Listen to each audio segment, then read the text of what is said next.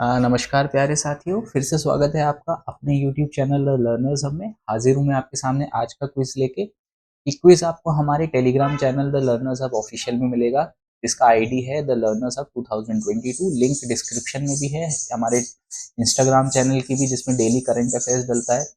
इस चैनल में आपको सब कुछ मिलेगा, हमारा मटेरियल, हमारी करंट अफेयर की मैगजीन आती है, ठीक है। आपको बहुत कुछ इस चैनल में मिलेगा, इसे प्लीज सब्सक्राइब करें। चलिए आज का क्विज स्टार्ट करते हैं। जैसे ही आप ये लिंक पे दबाएंगे तो आपके सामने एक ये विंडो खुलेगी, यहाँ आप अपना नाम डालें और नेक्स्ट करें।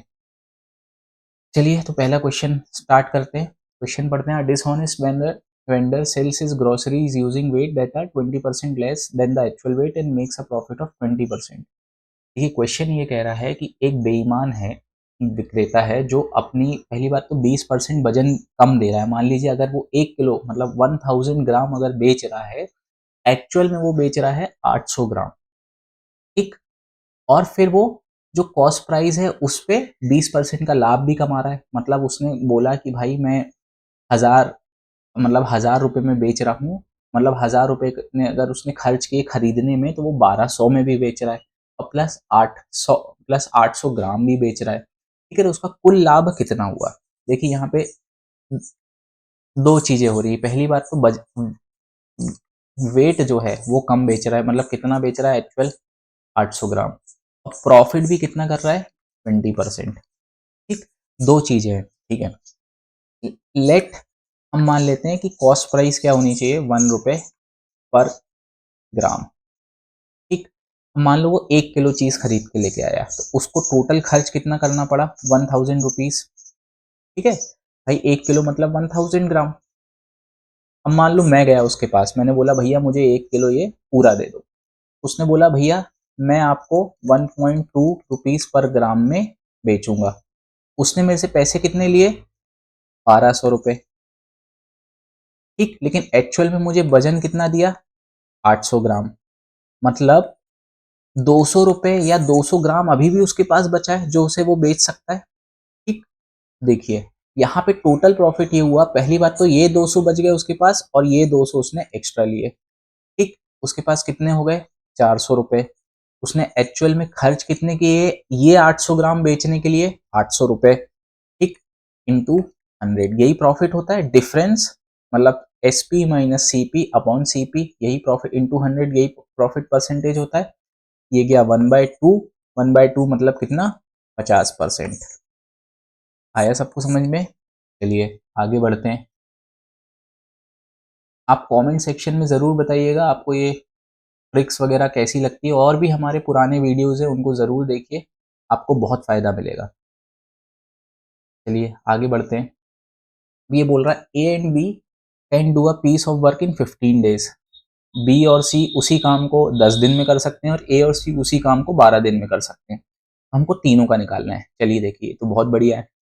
ए प्लस बी कितने दिन में कर रहे हैं, 15 दिन में। बी प्लस सी कितने दिन में कर रहे हैं, 10 दिन में। और सी प्लस ए कितने में कर रहे हैं, 12 दिन में, ठीक। यहां तक सबको समझ में आया? अब हमको ये अलग अलग दिया है, हम ऐसा एक वर्क चुने जो इन तीनों का एलसीएम हो। अब हम एलसीएम ही क्यों चुन रहे हैं, देखिए एक एलसीएम एक ऐसा नंबर होता है, ये दी गई संख्याओं से भाज्य होता है, डिविजिबल होता है, ठीक। तो हमको एफिशिएंसीज क्या होंगी, परफेक्ट इंटीजर मिल जाएंगी, उससे हमारा काम बहुत आसान हो जाएगा। देखिए अगर मैं 10, 15, 10 और 20 का अगर एलसीएम निकालूं, देखिए एक तरीका तो ये है, ठीक। तो सबसे पहले हम किससे काटेंगे, 2 से काटेंगे, ये 15, 5 और 6। फिर किससे काटेंगे, 2 से, ये जाएगा 15, 5 और 3, ठीक। फिर हम काटेंगे 3 से, तो ये जाएगा 5, 5 और 1, फिर काटेंगे 5 से। तो एलसीएम हमारा कितना आया, 4, 36 और 5, कितना आया,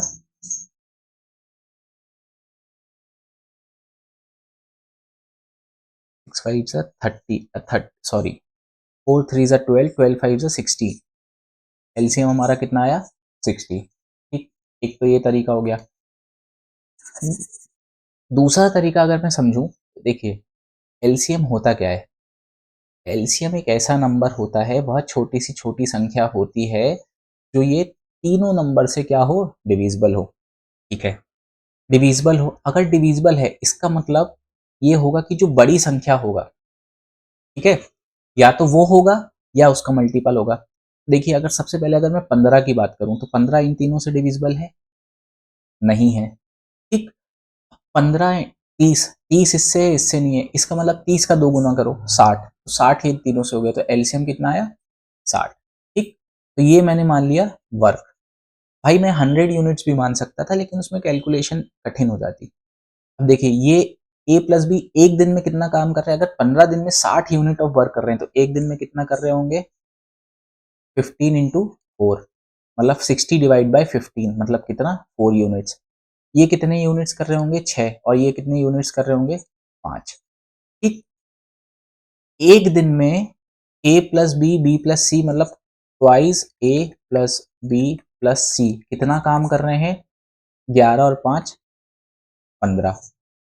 ठीक, तो ए प्लस बी प्लस सी कितना काम कर रहे हैं, 15/2 यूनिट्स एक दिन में। ठीक, अब हमको टोटल काम कितना कराना है, 60 यूनिट। तो अगर एक दिन में इतना कर रहे हैं तो 60 यूनिट कितने में करेंगे, बटे 15, और ये डिवाइड बाय 2 होगा तो यहाँ मल्टीप्लाई बाय 2 चला जाएगा, ये गया 4, कितने दिन में हो जाएगा, 8 डेज में। ये आया सबको समझ में, आंसर क्या हुआ 8 डेज। आगे बढ़ते हैं।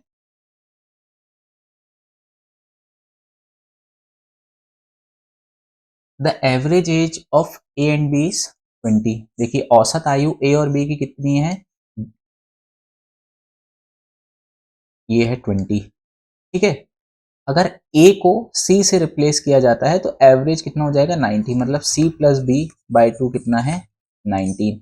The average age of A plus C ये कितना है 21। ठीक है, the average age, the age of A B and C in orders. ठीक है, हमको क्रम अनुसार ए बी सी की एज बतानी। यहाँ से ए प्लस बी कितना आया 40, यहाँ से कितना आया 38, और यहाँ से कितना आया 42।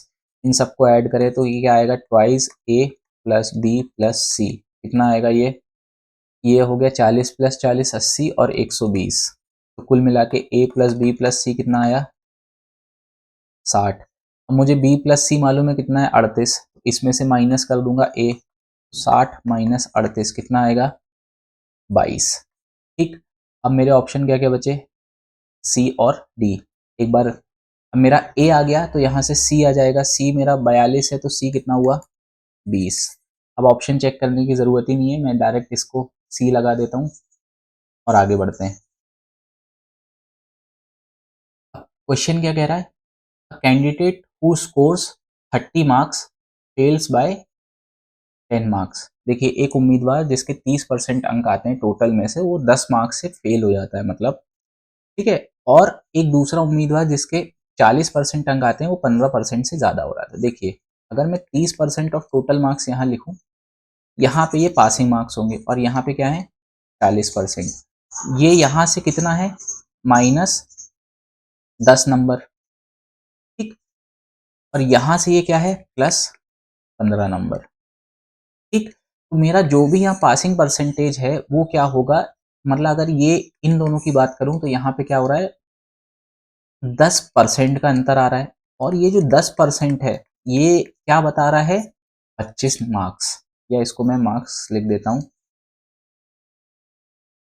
ठीक, ये क्या बता रहा है 25 मार्क्स, तो अगर 10% ही है तो 100% क्या बता रहा होगा 250 मार्क्स। इसका मतलब जो टोटल मार्क्स हैं वो कितने हैं 250 मार्क्स। अब मुझे पासिंग मार्क्स निकालना है, तो देखिए पासिंग मार्क्स क्या हो रहा है, पहले 30% निकाल लेते हैं इसका। तो देखिए 10% 25 होगा, 25 का 3 गुना 75, उसमें 10 जोड़ दो, यही पासिंग मार्क्स हैं क्योंकि 10 कम आ रहे थे, 10 से फेल हो रहा था। तो कितने हुए 85। ठीक, मैं 40% से भी निकाल सकता था लेकिन उसमें मुझे माइनस क्या करना पड़ता 15, क्योंकि मैं 40 कब आ रहा था जब 15 मार्क्स प्लस कर पा रहा था, तो भी आंसर कितना आता 85। चलिए आगे बढ़ते हैं। अब ये क्या कह रहा है, श्वेता जब अपनी गति को 24 किलोमीटर प्रति घंटा से बढ़ाकर 30 किलोमीटर प्रति घंटा कर देती है तो उसे एक सेम डिस्टेंस को कवर करने में 1 घंटा कम लगता है। देखिए अगर मैं S1 इस टू S2 की बात करूं तो ये कितना है 24 30, इसको काटूं तो कितना जाएगा 4 6 जा 4 5 जा सॉरी 6 4 जा 6 5 जा ठीक। 4:5 का स्पीड का रेशियो है तो टाइम का रेशियो क्या हो जाएगा 5:4। भाई देखिए speed equals to distance upon time, तो time equals to distance upon speed हो गया। अब डिस्टेंस सेम है तो मैं कह सकता हूँ time is inversely proportional to speed. ठीक, टाइम का रेशियो क्या हो जाएगा। अब ये जो डिफरेंस है ये क्या है 1 यूनिट, और ये क्या बता रहा है 1 घंटा। भाई 1 ही घंटा तो कम हो रहा है ना, तो ये क्या बताएगा 5 आवर्स और ये क्या बताएगा 4 आवर्स। अब हम सबको मालूम है speed equals to distance upon time, तो डिस्टेंस बराबर क्या होगा स्पीड इंटू टाइम। अब स्पीड हमें मालूम है 24 और इंटू 5, तो यहाँ 24 इंटू 5 ये कितना आएगा 120। उस मतलब इससे भी कर सकते थे तो 30 इंटू यहाँ पे 4 करते हैं क्योंकि यहाँ पे 4 घंटा था, तो ये भी कितना आता है 120। ठीक, यहाँ पे सीखने वाली बात यह है कि 24 इंटू 5 करना कैसे है। अगर हमें किसी भी नंबर को 5 से गुणा करना है तो देखिए इसको मैं मेंटली क्या कैलकुलेट करता, 5 को मैं 10/2 कर सकता हूँ, तो 24 का आधा करो 12 और इंटू 10 कर दो 120। आप किसी भी नंबर को ऐसे मल्टीप्लाई बाय 5 बहुत आसानी से कर सकते हो। उसका पहले आधा करो फिर 10 से मल्टीप्लाई करो, या पहले 10 से मल्टीप्लाई कर दो डिवाइड बाय 2 कर दो बाद में। ठीक, तो यहाँ पे मैं ये आंसर करता हूँ, आप यहाँ पे सबमिट करेंगे तो आपका यहाँ पे ऐसा आएगा, तो आप अपना स्कोर देख सकते हैं। और जो आंसर्स गलत हैं वो आप वीडियो से अपने डाउट सॉल्व कर सकते हैं। कोई अगर और एक्स्ट्रा डाउट है तो आप कमेंट करके बता सकते हैं, आपको सॉल्यूशन मिल जाएगा। Thank you for watching. इस वीडियो को ज़्यादा से ज़्यादा शेयर करें, सब्सक्राइब करें हमारे YouTube channel the learners hub को, टेलीग्राम चैनल, इंस्टाग्राम चैनल सबकी लिंक डिस्क्रिप्शन में है, सबको फॉलो करें। Thank you.